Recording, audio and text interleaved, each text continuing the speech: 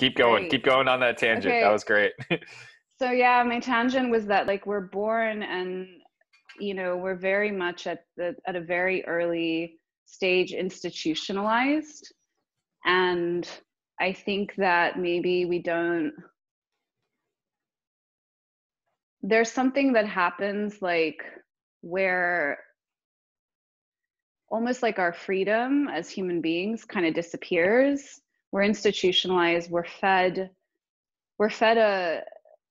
a story and a narrative of what life needs to look like.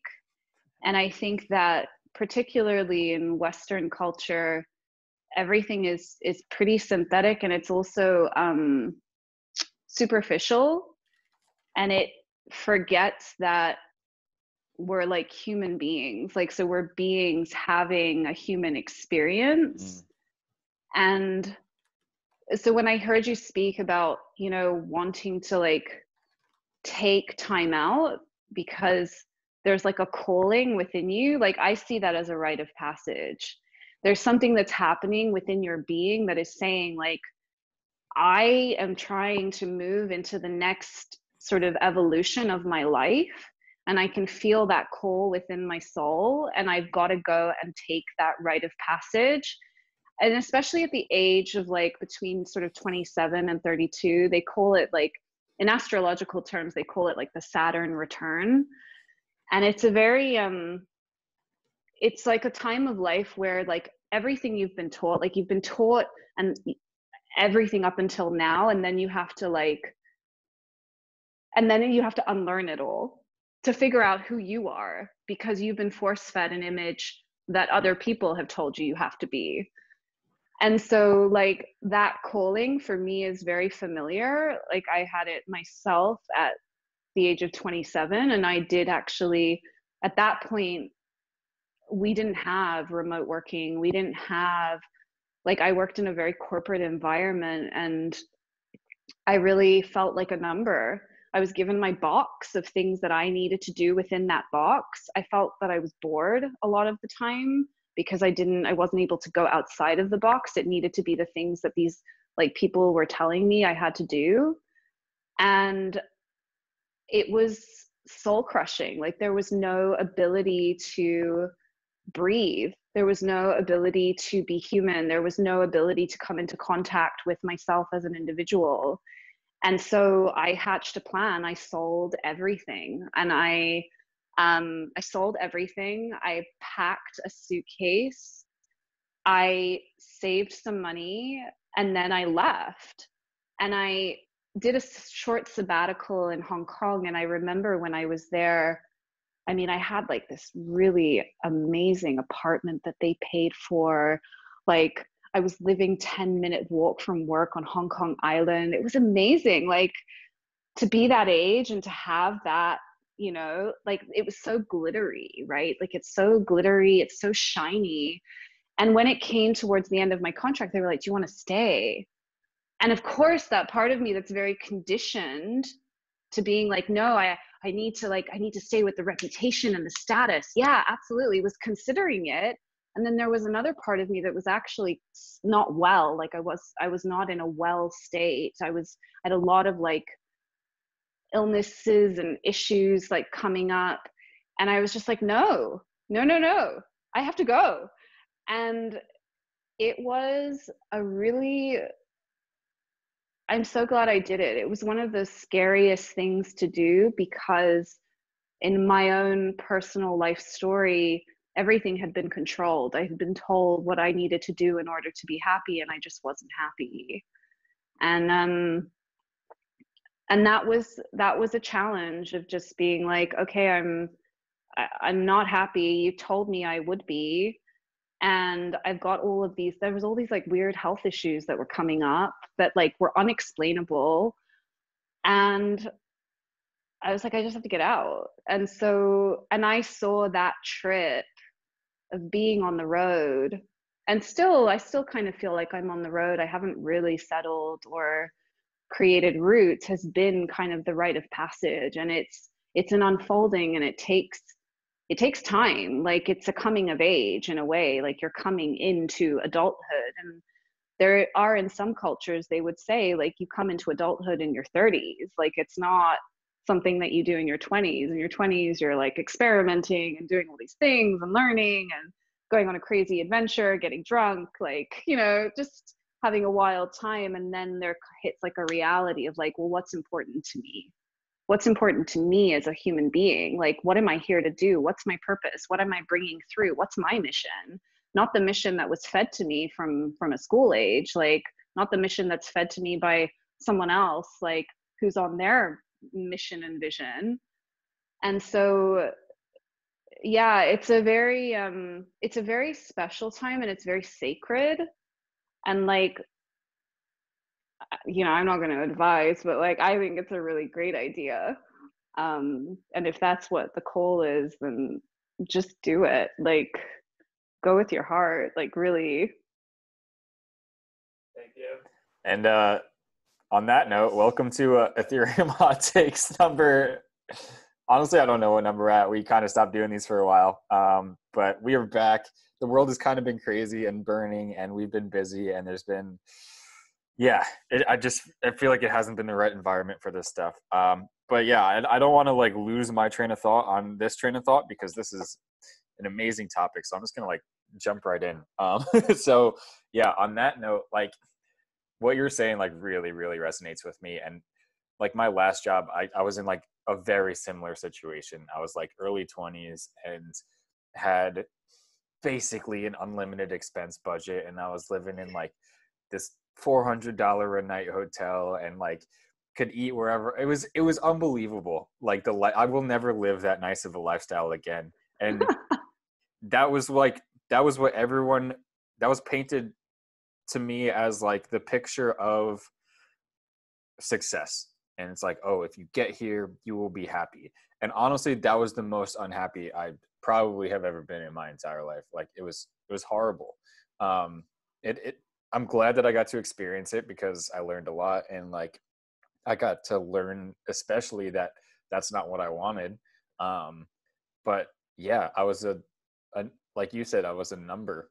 I wasn't like a human, and there wasn't room for like too much creative thought.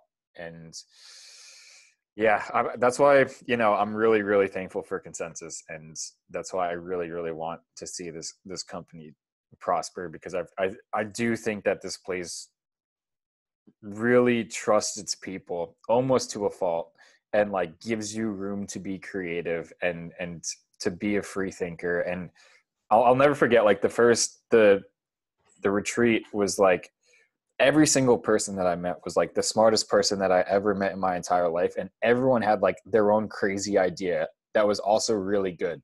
It's like, wow, like where did all of you people come from? Like, how did we amass all of like the smartest people I've ever met in a single company? And so that was really amazing. And so, yeah, I think for me, the reason I think like leading into this conversation, I was like, I think I need some time off, is because it's not that, it's like more of I've always wanted to, and I guess this isn't even like Ethereum hot takes anymore. It's just like our lives, but I think this is an interesting topic that maybe I think it'll be good.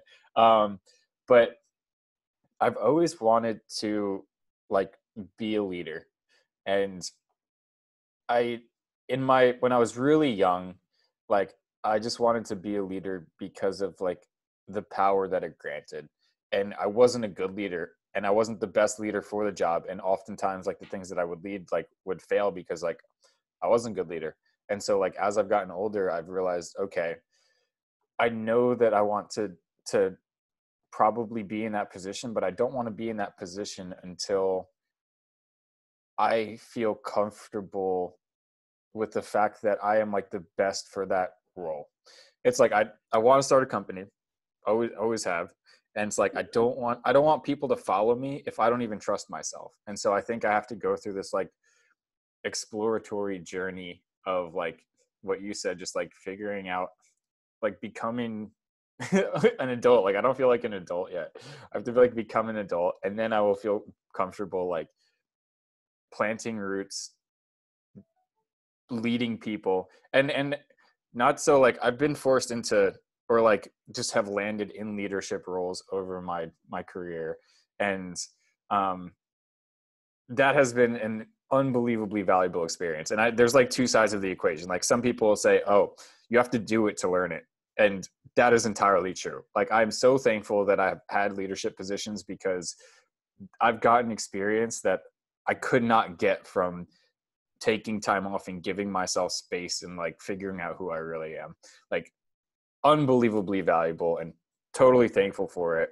But there's like this, in my mind, there's this other piece of this equation that's just like personal maturation. And maybe if I like stick out, like it's like the fake it till you make it thing. Like maybe if I just keep like putting myself in leadership positions, ultimately like I will become like that thing that I want to be. But I don't know. I just feel like deep down there's this, I have to address the other side of the equation. And that side of the equation is going back to your initial point of like institutions beating into your head over your childhood that like you have to live a certain way. And I think it's entirely intentional. It's not like a mistake of the system. I think I think we're realizing that it is probably a mistake as we enter like a more and more post-job age where like you don't need a bunch of factory workers. But like back in the day, like this whole system was set up to create cogs in a machine. Like that is why. Right. Yeah. It was the Industrial Revolution for sure. Exactly. And I think that what you're sharing is really valuable, because if I think about leaders, like some of the most inspirational leaders that I've come across, there's a vision that they communicate with others. And there's also a piece around giving. Some of the best leaders that I've ever met, they facilitate. They use a facilitative technique. And for them, it's really about not so much being boss and like individually contributing, but it's about understanding like they found sort of the truth within themselves because they've done a lot of their own inner work. They figured out like what is true for them, and then they understand that they're coming into a role to facilitate the growth of other human beings, and providing advice along the way, of course. And I think that the key as well, so again, like it's not just facilitative leadership, but it's also providing leadership where you're actually giving the person back their sovereignty. So instead of the person believing that they're at a lower level and that they're at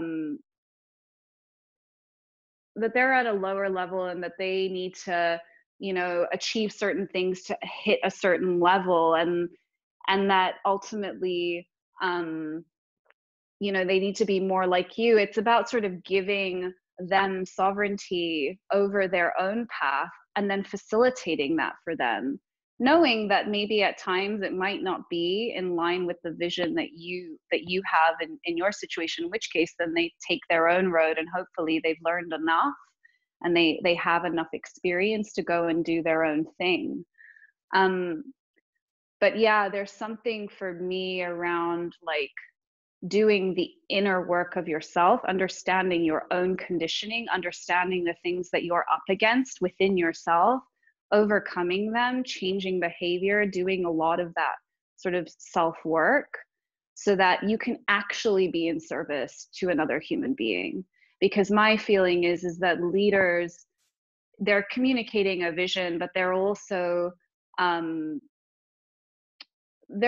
like helping to grow people, and sometimes that means that they have to work slower, right? Like it might be that you have an idea for a project as a leader and you're like, this is what I want to do, but your responsibility coming into it is understanding I'm a leader here and I can give guidance on kind of what needs to be done, but the idea here is to facilitate like the seeding and the planting and the growing of the other human beings so that they feel part of something.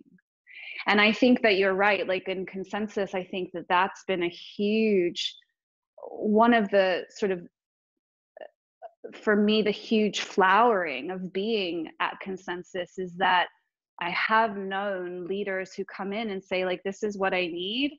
And like, I'm here as you need me, and I'm going to be here along the way. But like, that actually allow you to come in and sort of give your vision, and give you enough autonomy to sort of get on with it so that you can learn. But yeah, there's really, I think that piece about what makes like a good leader and what makes a great leader is the great leader is the one that's done the inner work and understands their own conditioning, who understands the human condition, who understands who can be empathetic to the conditioning that other people are up against, right? And to help them like navigate through that, because that is what I think creates sort of engagement and motivation and creates loyalty, especially in a time when like we have like I don't think we have as much loyalty, right? Like I think in our parents' age, grandparents, like you were in a job for your entire life, you were looked after by that company, and now it's completely different. And I think like that's why it's like really beautiful to see at Consensus, like every person who leaves is like, thank you, Joe. Like that is, if that's happening, that's like evidence of like a great leader. And I think going back to that, you said something that like is really cool, and I want to like talk about a little bit, because I hadn't really like thought of this. I mean, I guess I've thought of it a little bit, but like I think that it's really important for a great leader to kind of, like, as you said, they have to paint the vision and then inspire the people to execute against that mission. Because like you said at the beginning of the call, it's like, if you don't have followers, like there's only so much you can do as a single person. And I actually wrote this whole blog post about that. It's like, I can only work, let's say 60 to 80 hours a week. But if I even get 5 people to follow me in pursuit of my mission, like that is way more than I as an individual can ever do. And so leadership is about like really figuring out, like, first, I think you got to figure out who you are. Then in figuring out who you are, you figure out what you believe in and what you stand for.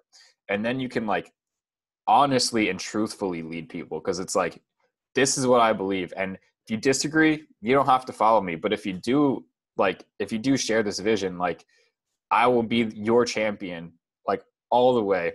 And like, I don't know. I think that's honestly the most important part, is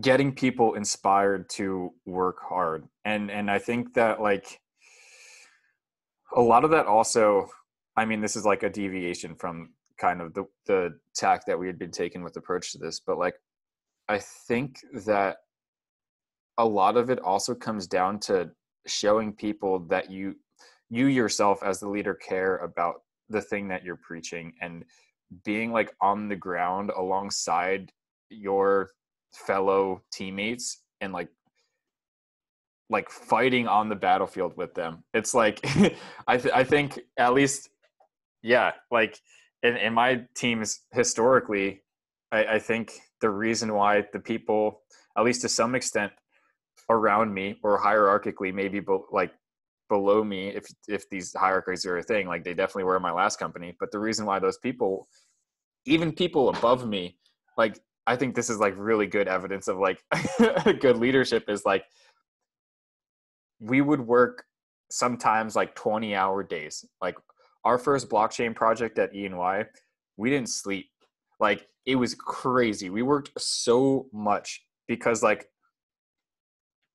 I was there and I was like, we are getting this done. We have a timeline. I'm going to stay up 20 hours. If you don't want to, that's fine, but I'm going to do it. And then other people see that, they're like, shit, I'm going to do that too. And like, that is, and if you share the same vision, then it's like easy. And I don't know, man, I just think there's so much that goes into leadership. And I think there's like management and leadership. And I think there's a lot of managers in the world, and there's like very, very few leaders. and then there's even fewer there's even fewer good leaders, and then there's even fewer great leaders. And so it's like a very complex topic. I guess. Yeah, I mean, as I hear you speak, I remember in one job that I was in, um, it was very early on in my career, and I remember working for this girl. She was the executive of the team. I was the coordinator. And I remember her saying to me, I mean, she was really hard on me. I learned a lot from her. It was tough working with her because I, at that time, didn't have the maturity to kind of understand that there's a blessing and a curse in sort of every person that you meet in your life, right? And everyone teaches you something. And at that point, I was just like, oh my goodness, this girl, she had been trained.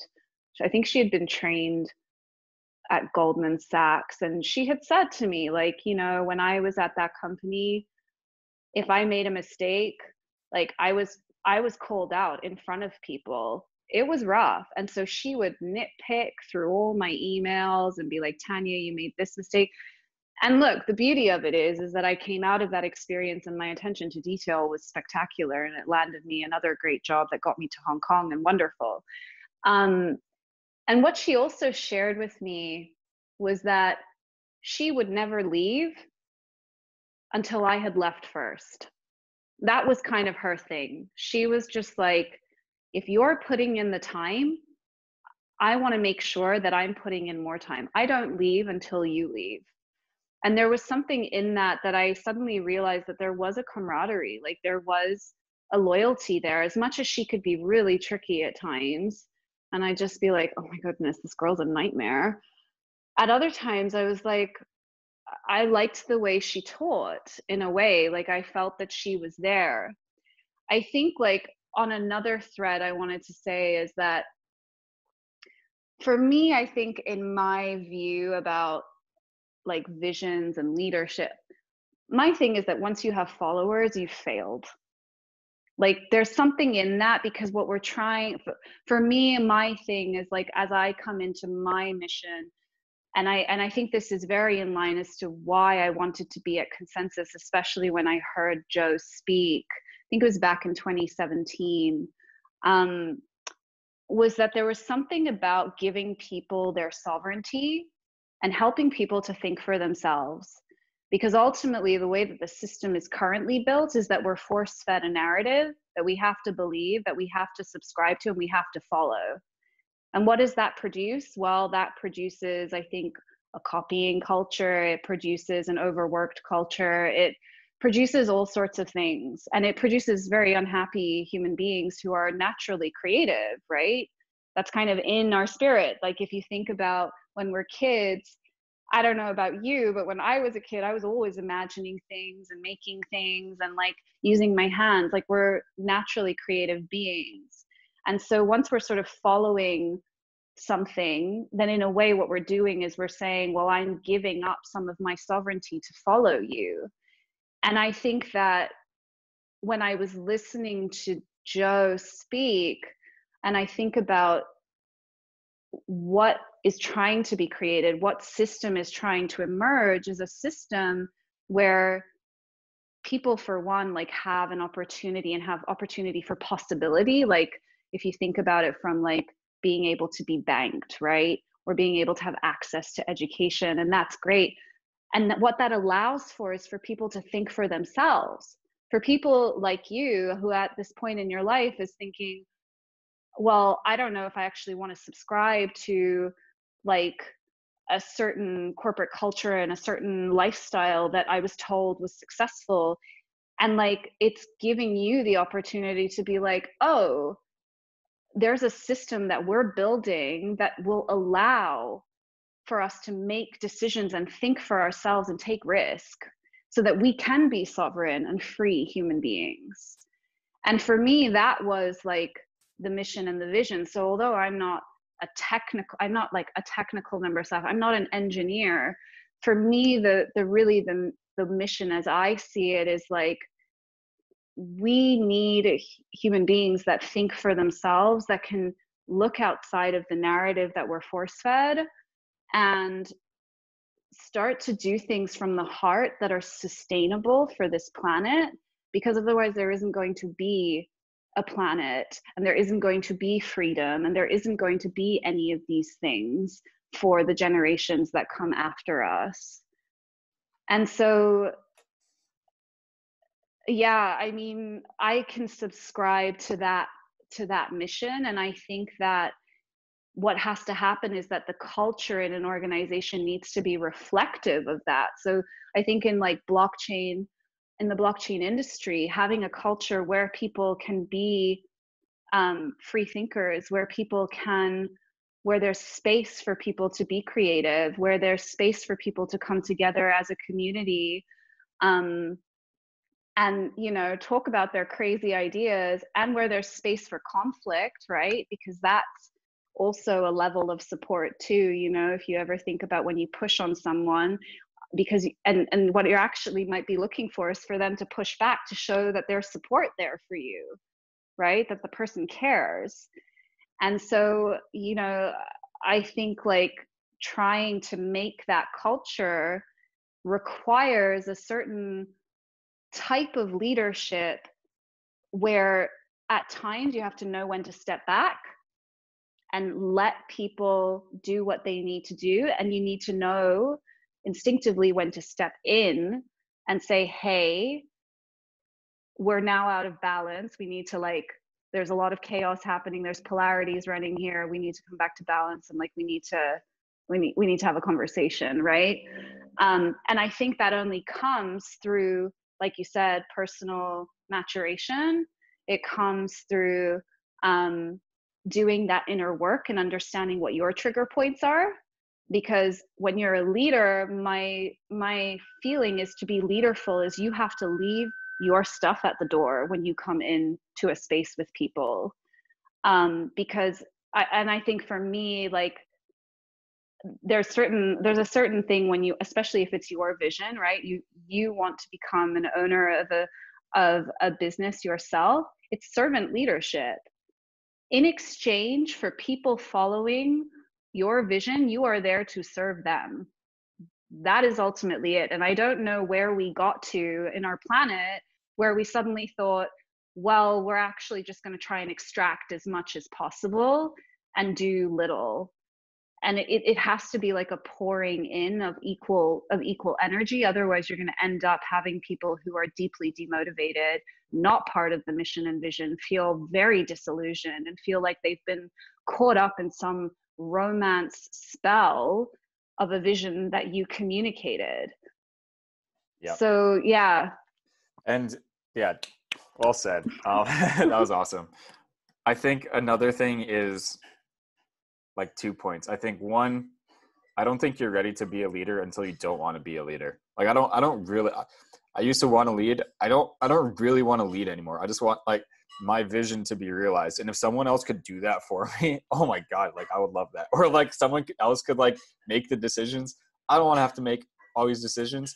That's, so I think, like, to some extent, yes, obviously the entire Ethereum space and all the things we do are about self-sovereignty and sovereignty of the individual, and like that is so important to like allow people to have increasing levels of sovereignty.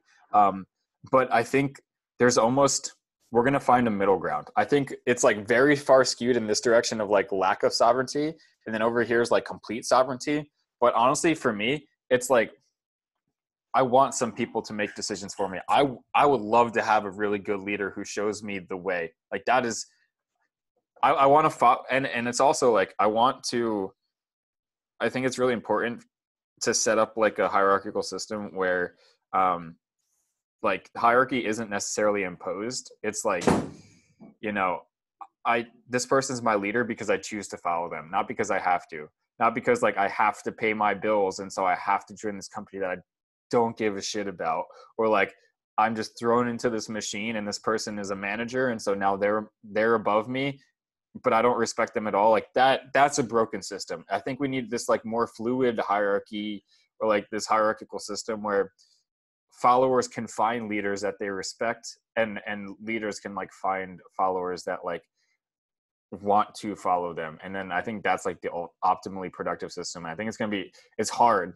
It's like really hard to design. Like we tried it at Consensus, and I don't know if it worked out all that well, because I don't think we had like the right tooling and like scaffolding in place to make it work. But I think that's like the natural evolution of how systems are going to organize themselves, or systems of people will organize themselves. So yeah, and I think it's also understanding that like, just because hierarchies are great, they create structure, right? They create structure out of chaos. Like, and it's important to have structure, right? But there has to be some element of structure, because otherwise you're just operating in chaos. And then, you have like 1,000 people creating their own ideas, and like nothing's actually like moving forward. So like structure, vision, really, really important. I think it's also important to understand though, that as you move through a hierarchy, it has to be an understanding that just because you're moving through a hierarchy doesn't mean that like you stop learning. It doesn't mean that you stop being a student. And I think that like, if we look at the kind of foundation of why we're all here and what we're all doing, we're all learning at all times. So leaders also learn from the people that they lead, and people that are in teams are learning from leaders. And it should be kind of like a student-teacher relationship, understanding that you hold both parts. You're not like, it's not just one person who gets to a position and then therefore it's all of them and that's it, and they're the teacher and they have to like step into something. It's a learning curve for everyone. And it's understanding like, when you take the opportunity, like, or you're given the opportunity to lead, to understand that you are now becoming a student of how to lead and how to get the best out of people, and like understanding like human psychology. And so yeah, I do wonder, in the current setup and the current hierarchies that we have, and a lot of like the sort of narratives that are moving around, I don't know how we transition until the individual like really understands deep within themselves, like, oh, I'm a student and I'm a teacher, I'm a leader and I'm a worker. And, yes, I've moved into a certain position, right? And there's a certain amount of life experience that I have, but I have to understand that there is life experience within this room that other people have that could actually benefit, this team or this effort greatly. And I feel like being in an industry that is so new, we're all new at it. Like, we have an opportunity to make a difference. And I also think that with the world kind of changing, and I think that with COVID, I think that with Black Lives Matters, and I think that with all of the protests that have been going on around the world, there is kind of an awakening that happens within the individual. Like, everyone I've spoken to is just like, what am I doing with my life right now? Like, what's important to me? I like, and I get it, right? And I think that we're, in a way, like, I feel super privileged to be in a space that is so emerging and so new, where we actually get to rewrite the rules and say, hey, we saw what worked there. Like, we saw that skew, and that like polarity that we're in is just not, it's not feasible. It's not sustainable. Like, our people are sick, our people are depressed, our people feel like numbers and robots. Our people, all they do is work. No one has new ideas. And what we're saying is like, let's create something else on this side. Maybe that's a little bit more balanced, because then you have your extreme free thinkers and artists and creatives who are doing like amazing, amazing things. but like, how can we come together in a community and have a system underneath that kind of allows us to like coincide and coexist together, and like have the individual and the person and the human being like happy and motivated and happy to be here and feel like they're actually contributing and making an impact in the world. Yeah. And I think about this question a lot, and it's like, why does Ethereum, like, and just this blockchain movement in general and this decentralized web, it gets people to think about just like all of these things that are like systemic problems of society and the world. And I think just I don't know the answer, but it's crazy. Like, I think people, if they just get a taste of the fact that they can change things, they start to like the creativity is reinvigorated. It's like, you know, we used to walk into these enterprises and there'd be like these old grizzled business veterans with these like shitty processes, and just like being like, yo, you can do things differently. They would get this like sparkle in their eye, and they're like, we can, like, yeah, this process is really bad and we know it's bad, but we just didn't know that we could change anything about it. We just like went about our days doing the process.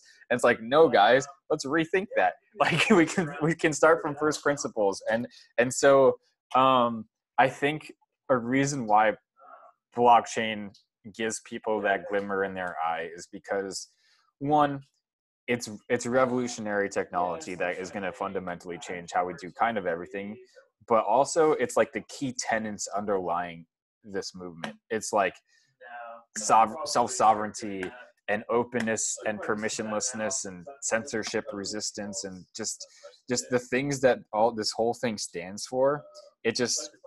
I think it just permeates beyond just like the technological, and blockchain feels like more than that. I sound like a crazy acolyte or like some religious, No, but it's no, like, not yeah, at all. but it's like the convergence of economics and politics and game theory and mathematics and cryptography and computer science. It's like the convergence of all these things in one. And so it gives us the opportunity to like just repaint the picture of how the world operates. And I think it's really cool. And this is like, I think the only space that is so, the field seems so open that like it gets people into this like there's so much opportunity that it just gets people being like their childish creative selves again. And I'm gonna bring us like kind of full circle here. Like, I think we start our lives in the spot that we ultimately end up trying to get to.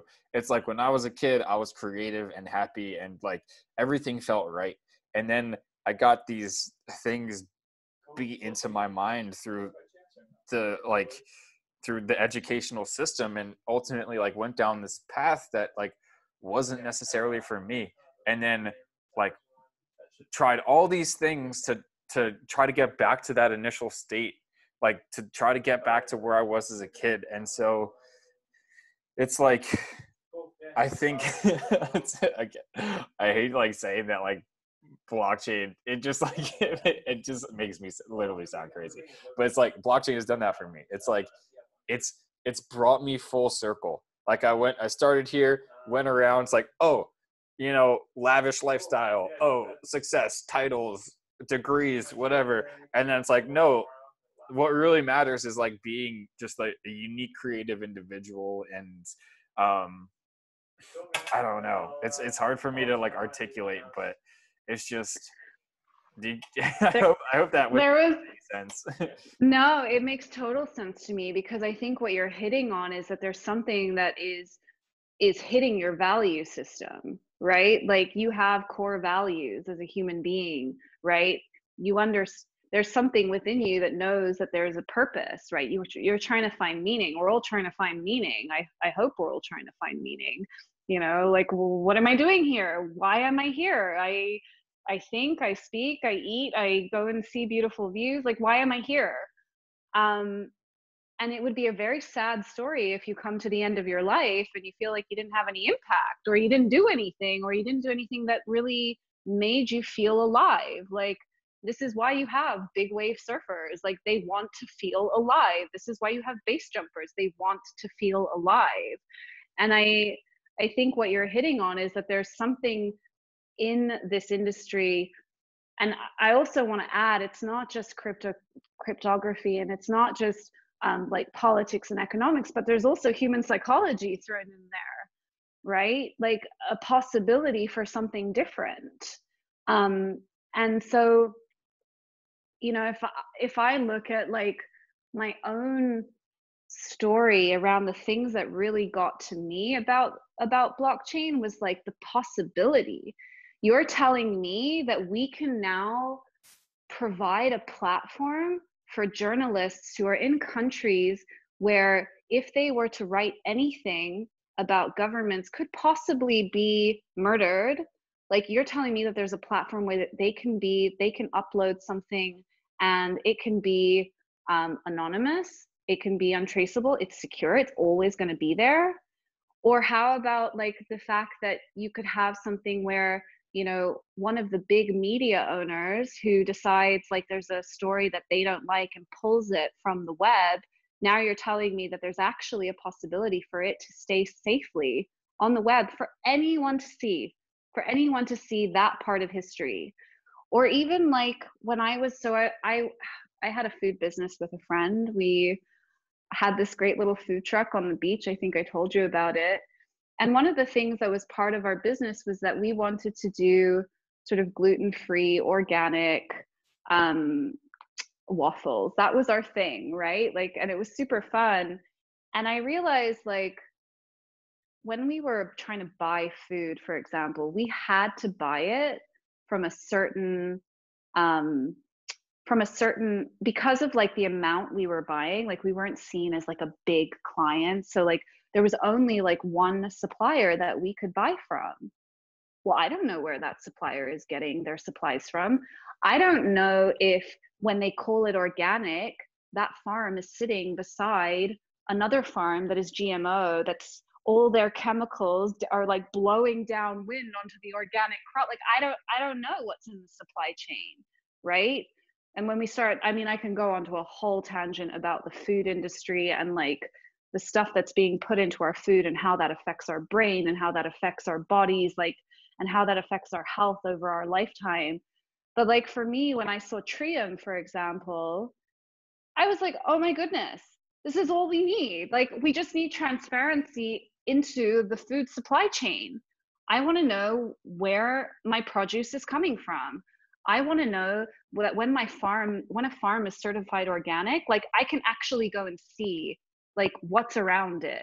Like, I want that transparency so that I can make better choices and I can make decisions for me. But a lot of the time I feel like you're just up against like these huge corporations that keep buying into bigger corporations. And then you're just like the person at the bottom of the food chain just trying to get your little business off the ground. And like, you kind of have to sell out for certain things and be like, well, I need to get it at this price point. And, you know, I need to be able to, I guess, like, I just have to believe what they're telling me. Right. And we've seen like huge things come out in the media where like either like a company has been using a product that they shouldn't be using, hasn't been tested, like all of these types of things. So yeah, it kind of counts for like accountability as well. It's like, right, now you're going to tell me a narrative and that's okay, but now you're going to be accountable for that narrative too, and you're going to have to be transparent about it. Yeah, I want to pull on like one thread, and it was, you're like, I need to know that like the supply chain for my food is good because I want the things that I'm consuming to like not have this negative impact on me. And like, that's like, you just brought us like full circle. So I think like in order for us to have like systemic or systematic change, like that needs to come both at the individual level and at the level of the system. And it's like this concept of ontological design. It's like we shape our environments and then our environments in turn shape us. And so I think it's like this recursive process where like we have to rethink the way that we do things. But in order for us to do that, we have to like change at the individual level. And so it's like, but then how do we change at the individual level? It's like, we need to make these systemic changes. So it's like this extremely complex and intertwined problem where I don't know what the solution is. It's like, but yeah, it's like the way, I don't know, you get what I'm saying. I don't think that I think right now, like, I don't think we'll ever be able to, in our current state of our like evolution as a human being, like at this point, I don't think we're ever going to be able to zoom as much out as we can to really understand if we're making a dent. Right. We kind of just have to keep going. And it's a bit like you come into like a startup, right? Sometimes you're just like, I have no idea if this is going to work, but I'm just going to keep going. And then hopefully you hope that something grows out of it. And so I think that it really, more than anything, it's about giving people choice.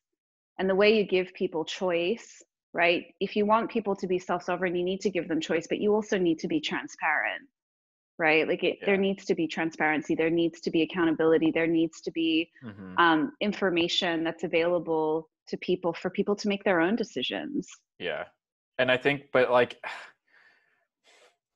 I think a lot of people don't even want to make their own decisions, don't even care, don't want to be creative. I think we're in this little bubble. It's hard, because it's hard. Yeah. It's really hard. Like even you said it, you were like, I want someone else to make the decisions. Yeah. Right. It's so much easier to subscribe.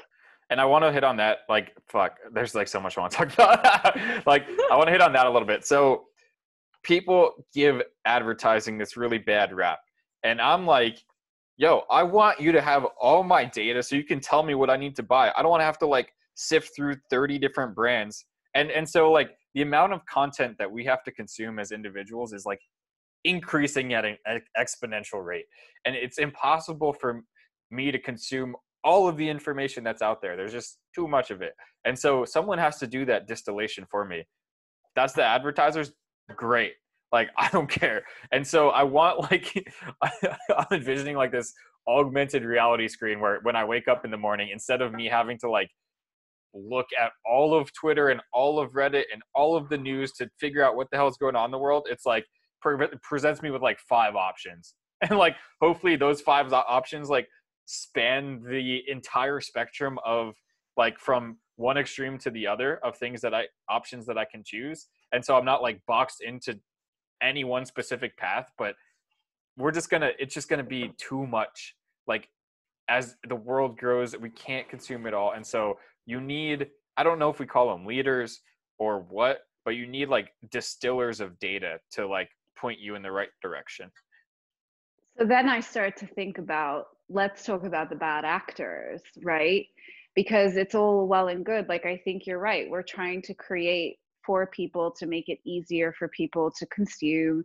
We're trying to like, yeah, you don't want to sift through 30 things. The amount of times I've gone onto Amazon and I went to go buy one thing and then 5 hours later, I'm like, I didn't buy the thing, but I've researched the thing, for the last 5 hours. And I guess I'll go with the first thing that I saw, right? Like, but then there's also the piece of the bad actors who leverage that.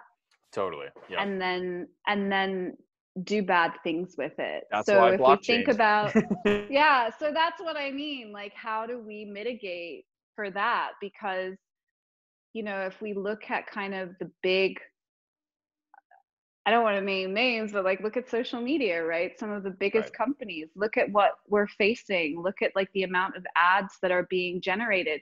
If you ever watched, there was a great documentary on Netflix that talked about how social media was used from a psyops perspective to basically swing the last election in the United States.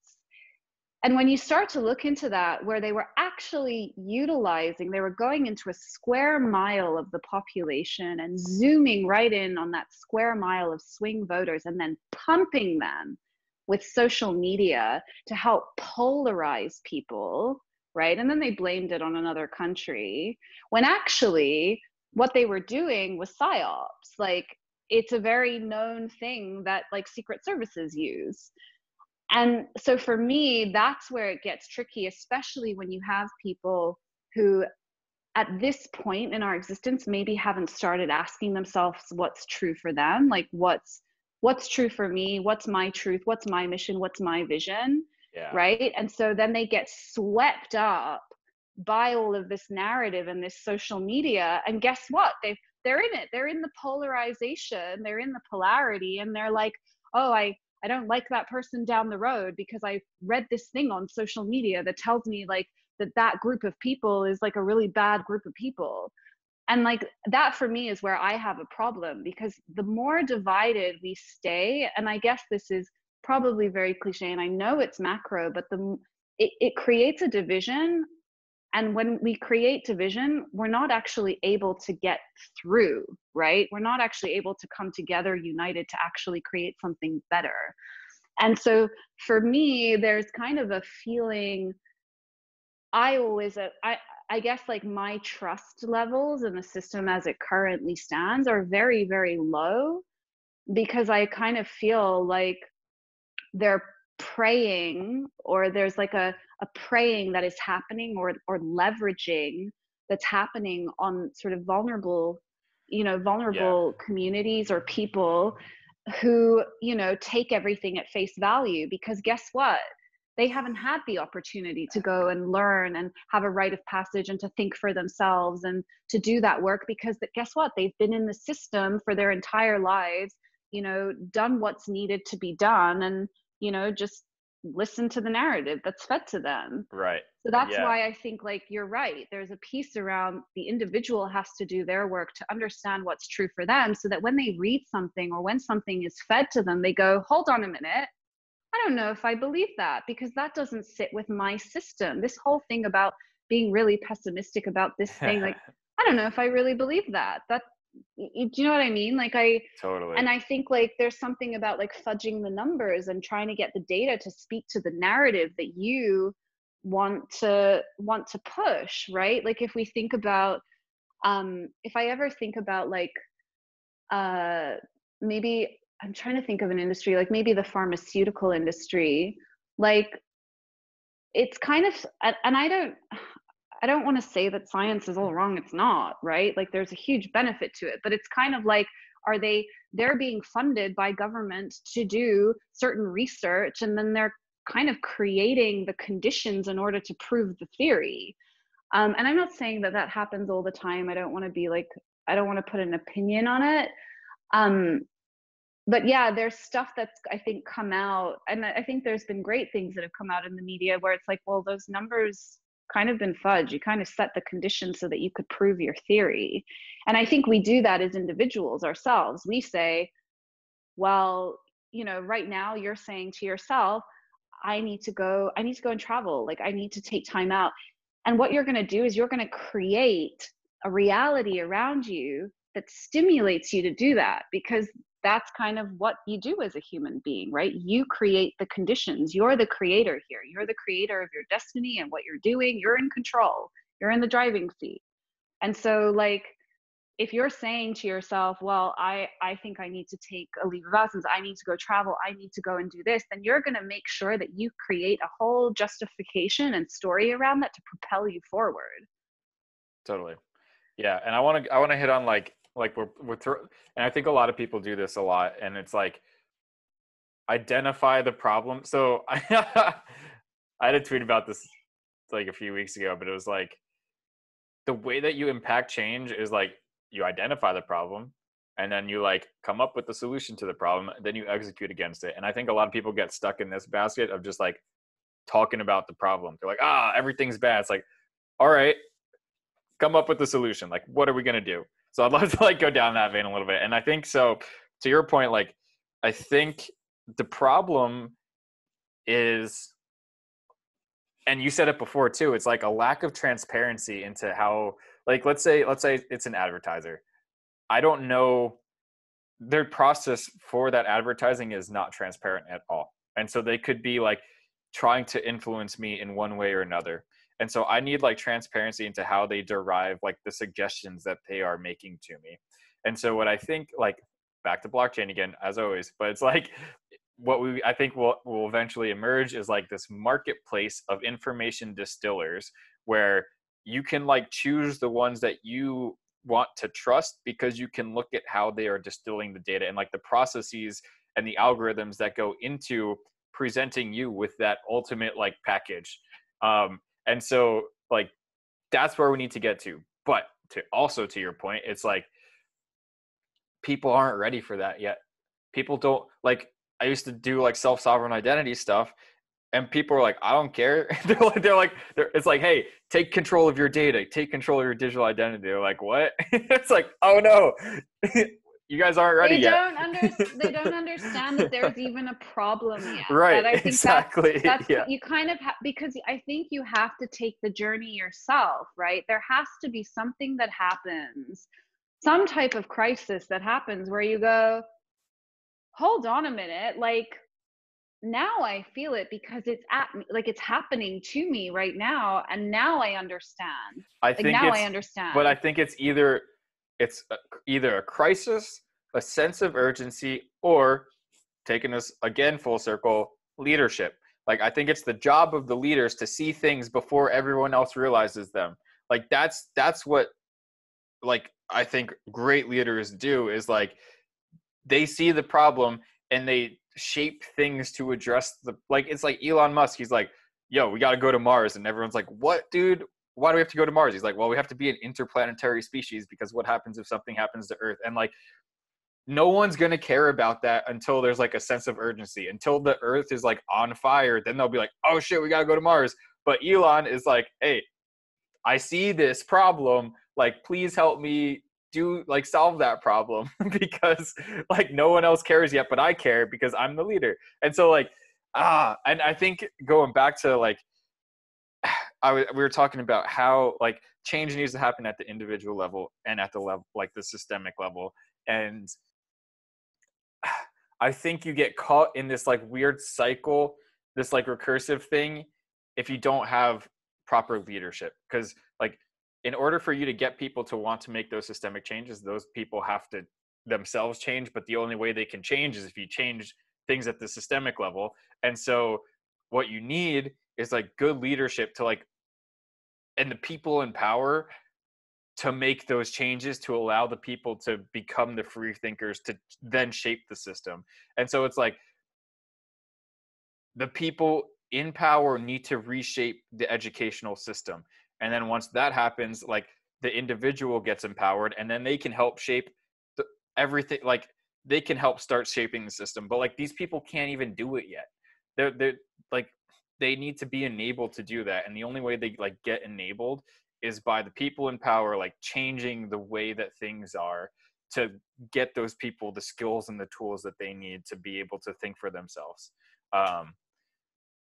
I think. Or they can fight, right? Like, because the other side of it is that what you also have is that these people who don't feel enabled have a crisis or the sense of urgency and go, well, I guess I'm just going to have to figure it out for myself. And what do? They either make a change in their life, and then they become leaderful, and then they create a ripple effect. Well, I mean, like that's what I had to do. Like I grew up in like a really shitty town with like, there was nothing to separate me from any of those other people. And it was entirely a self-imposed journey down this path.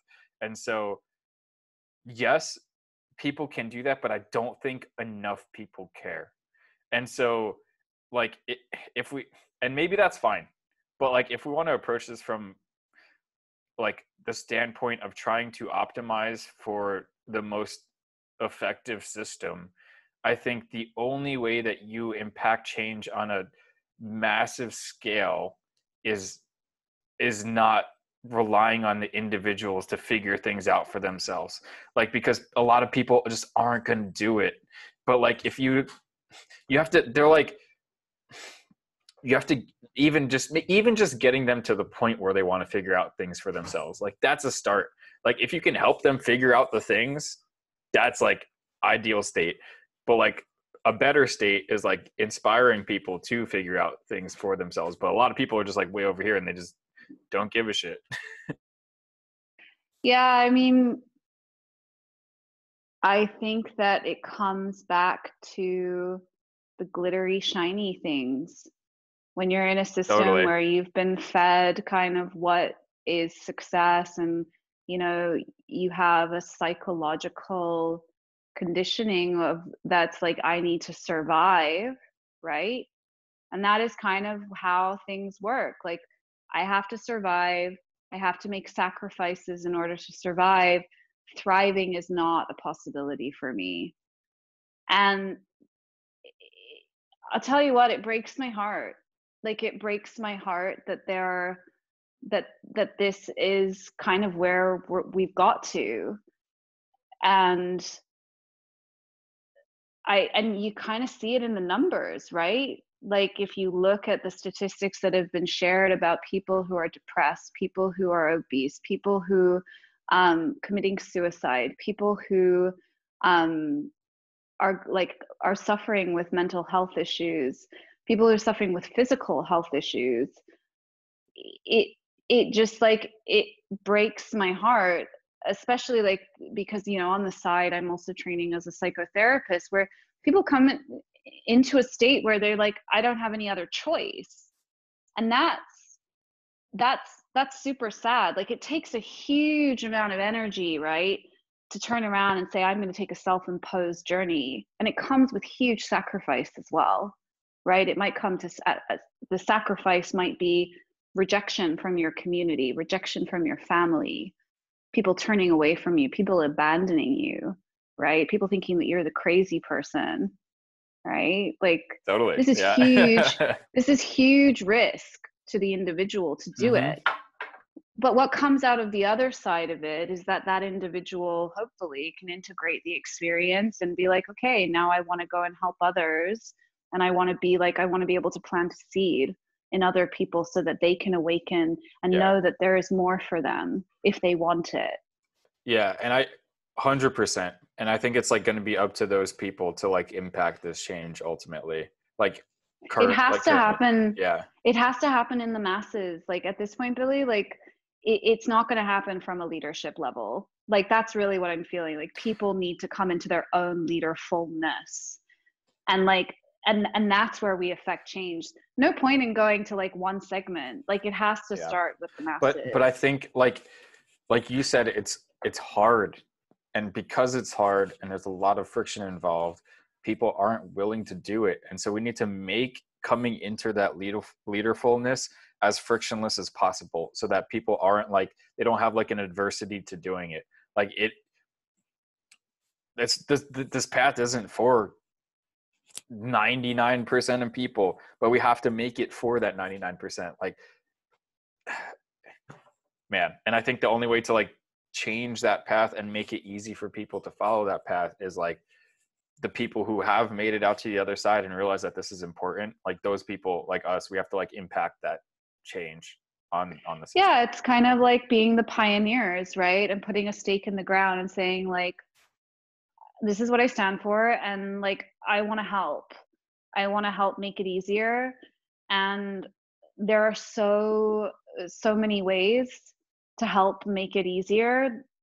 And I think that, just bringing it back to like Ethereum and like the possibility, like, I think that, so we had a talk on Friday from Margaret Spence. She's an incredible speaker. And one of the things that really struck me about what she said, and I hope I don't botch it, but she said something about like being able to have possibility, right? Being able to, equality is about possibilities. Everyone having like an equal opportunity to possibility. And that for me was just really, it really struck me, because I just thought, yeah, if you can create platforms, you can create infrastructure that allows people to have possibility, right? To have possibility to make decisions for their life, decisions for themselves, decisions for their family, decisions for their financial, for their own finances. um, that's that's huge. That means that just because I was born in a country where, education is free and I can go to university, like, that means that, like, that doesn't matter anymore. It means that you can come from a culture where maybe you're born into a family and, like, it's kind of dictated that you're going to be at a certain, your path is already set for you. But actually what we're saying is, no, if you don't want that to be your path, we're giving, like, the opportunity is here for a possibility for you to choose something different. Yeah. And I think that that's, like, where the technology for me was just so, and hearing Joe speak, I just was like, it was one of those moments where I was like, whatever he's channeling is not from this planet, Right. right? Like, it's so visionary, and it's so, like, the sort of goodwill, the good intention, the light of it. I was like, I don't even care if I'm not an engineer. I want to go and work for that company because I believe in that. I believe that we should all have, possibility. Like, I am like you. We went to Canada as economic migrants. We had no money. Like, there wasn't money for extra things. And it really struck me when I moved back to the UK. And I found that, like, certain doors were closed to me because I didn't have the contacts, because I didn't go to the right schools, because I didn't have the Totally. community of people, because I didn't have, like, a person in a job to, like, be able to give me an opportunity. I got lucky in the end because I had an aunt who worked in a law firm who gave me an opportunity over a summer. Like, I got lucky, right? But, like, I really realized in that moment, I was like, I don't have any extracurriculars because guess what? I had to work at the age of 14 to bring money in, right? Like, I didn't have the possibility for ballet classes because guess what? We had no money for that. I didn't have the possibility for music lessons, even though I was gifted at music, right? Like, there wasn't those possibilities. So, of course, coming to applications and then being like, well, what are your extracurriculars? To come into, like, a government, because I wanted to work for government. That was my thing. I wanted to come into the UK government and be a civil servant. At the time, I couldn't even make it past the tests because, unfortunately, like, we didn't have the money to do extra tutoring to help me pass the test. And so for me, like, I thought that that was my trajectory. And then, like, I found another way, of course. And then coming out the other side of it, I'm like, oh, I wouldn't have wanted that anyway. But what I do think is really important is to have sort of the ability and the possibility, because the way that we're currently structured is that there is a minority of people on this planet who have a lot of money and a lot of access, and a lot of access to education, to healthcare, to all of these things. And then there's a huge majority that don't. And I think that those that don't, like, I think that's where, like, our next innovation is going to come from, Yeah. right? So, like, 100%. let's let's build an infrastructure so that we can get more people with differing viewpoints into the conversation Right. here. That's the whole point, man. Like, I think that every person has, like, a unique perspective, and, like, 99% of the planet is, like, not activated. Like, we're just, like, not getting their uniqueness. We're just getting the uniqueness of, like, the 1% enabled people. And I think, like, a lot of people push back against this broad term of equality because they're like, oh, it's socialist. But equality of outcome is, like, bad. Like, you don't want to, regardless of how hard you work, everyone ends up the same. Like, that makes no sense. But equality of opportunity, like, that needs to be a thing, and that's what we need to fight for. And I think that's what blockchain really enables. It's like these systems that were previously closed off to a lot of the world, like the financial system. If you don't have an ID and a bank account and a credit score, you just can't access the entire financial system. So how are you going to do anything? And so it's like enabling this equality of opportunity is so important so that we can start to activate kind of the rest of the world. And yeah, and just hearing you speak about that, like, think about also how, our working culture is also changing, right? So if you look at kind of, there's a huge there's a huge community of people who like ended up like doing more remote working, right? So I've been in a setup where, I've had to change residency between different countries. And guess what? That really affects my credit score. So when I come to a point in my life where I want to buy a house or I want to invest in something, I'm not going to have access to money to be able to do that because guess what? I didn't keep my residency in one place. And I think that that's kind of another thing where we have like increasing globalization, increasing numbers of people moving between countries, and not everyone like wants to stay in one spot and live their life in this one spot, and build up their credit score in one country. And so that also like creates an issue because again, like you want to invest in something, you don't have access anymore. Sorry, you haven't been resident in our country for a few years, so we can't trust you, and therefore we're not able to give you anything.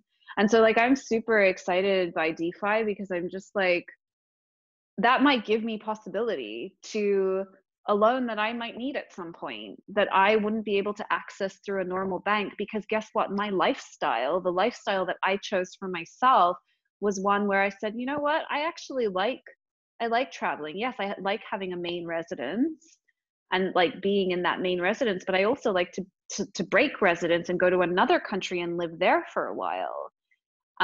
So the system that we're kind of under right now, it's kind of creaking, like it's kind of old and creaking, and it doesn't really it doesn't catch up with sort of the generational changes that are happening, with people.